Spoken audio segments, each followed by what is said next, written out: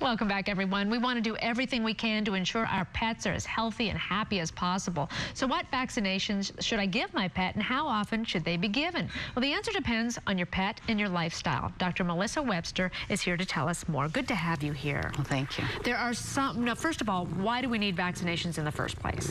Well, because pets can be unprotected against simple diseases, and in particular for us, rabies is a big deal. And we can die from rabies and get it from a cat or a dog, so vaccinations are important to protect pets. Okay, now what vaccines should my pet have?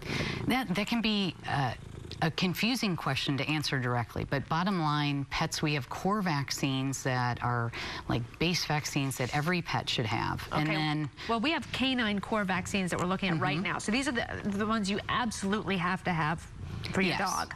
Yes. And at what age? And do they get them every so many years? What happens with a dog is typically we start vaccinating at about 8 weeks of age, and we vaccinate each month until they're 16 weeks of age. In particular, like you'll see, parvovirus up there is really serious, and we want to protect dogs for that. And then with rabies, they'll get boosted when they're a year of age, and the other core vaccines will get boosted again in a year, and then it depends on your pet's lifestyle, basically.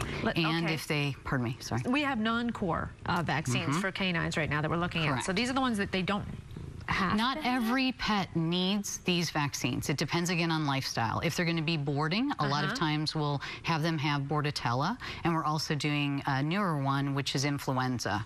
And leptospirosis is a disease that dogs can give people or vice versa. I've had a client who had leptospirosis and actually got it from his dog.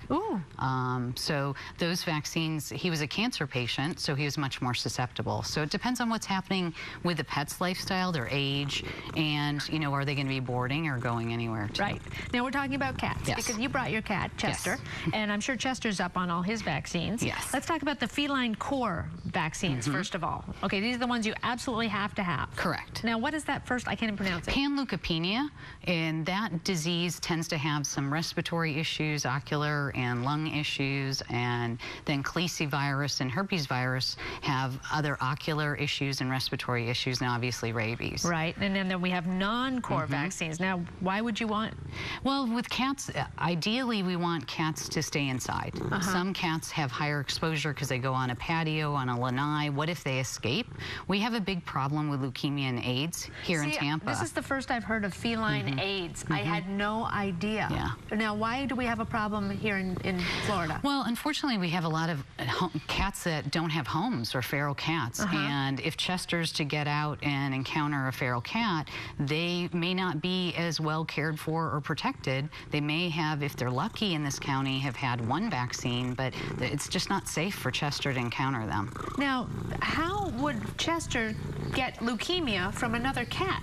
Leukemia, unfortunately, is highly contagious. Any bodily fluid from another cat, he could encounter it. Meaning if he was out on a pool screen, a lanai, and a cat came up and sneezed on him that was carrying the virus and was shedding virus, he could get sick from that. I had no idea. It's scary, and a lot of people don't realize it, and that's why I brought the cat today, because unfortunately as veterinarians, we don't get to see people's cats as often because in their mind they're healthy and they don't need to come in, and it's frightening to me with hurricane season, because if you want to go to a shelter with your pet, you're going to have to prove that it's vaccinated. And you don't have a whole lot of time to make that appointment. If you've got the evacuation notice and you try to get in to see your vet, then good luck to you. But and accidents can happen. Cats can escape. You're bringing in the groceries. You know, stuff happens. The kids were out of school last week and some this week. You know, cats get out. Dogs get out. We see most of our injuries, actually, when the kids are out of school. And how often would you like to see people come in with their felines? I would like to see cats once a year. Some cats, it's not necessarily that they're due for vaccinations, but they may need an exam and blood work so we could head off other diseases. Because I want kitty cat Chester here forever. Of course. Because I love him. And he obviously loves you too. He's a very happy cat. Wow, that's enlightening. Dr. Melissa Webster, thank you very much for that information. Thanks for having me. We'll be right back. Thank you, Chester, for being such a good cat. We'll be right back for more daytime, so stick around.